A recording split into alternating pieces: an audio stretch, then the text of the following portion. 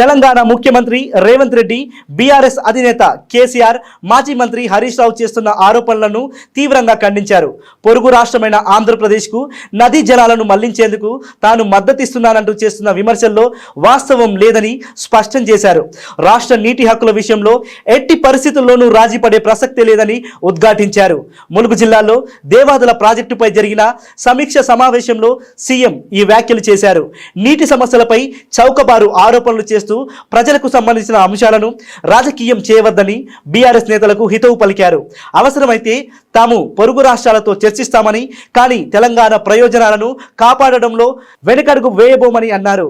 గోదావరి జలాల అంశంపై బడ్జెట్ సమావేశాల్లో చర్చించేందుకు ప్రభుత్వం సిద్ధంగా ఉందని కేసీఆర్, హరీష్ రావు తమ విలువైన సలహాలు ఇవ్వాలని సూచించారు. 2 సంవత్సరాల అనుభవంతో మేము ఆ సూచనలు తీసుకొని ప్రాజెక్టులను పూర్తి చేస్తాము. మూడోది, పక్క రాష్ట్రానికి నీళ్లు తరలించుకెళ్ళడానికి ఈ ప్రభుత్వమే సహకరిస్తుందన్నట్టుగా ఆరోపణలు చేస్తారు.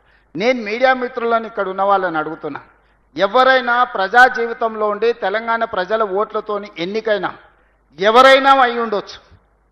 ఆంధ్రప్రదేశ్ నుంచి వలస వచ్చి ఇక్కడ సెటిల్ అయిన వ్యక్తి కూడా ఇక్కడ ఎన్నికల్లో పోటీ చేసి ఇక్కడ ప్రజాప్రతినిధిగా ఉంటే ఆంధ్రప్రదేశ్కి ఎవరైనా సహకరిస్తారా? ఈ ఆరోపణ అతికెట్టన్నా ఉండాలి కదా.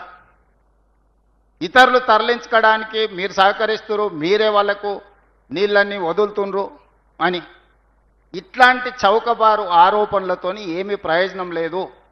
నేను సూచన చేస్తున్నా చంద్రశేఖరరావు గారికి, హరీష్ రావు గారికి, దయచేసి చౌకబారు విమర్శల వల్ల తెలంగాణ గౌరవాన్ని దెబ్బతీయకండి.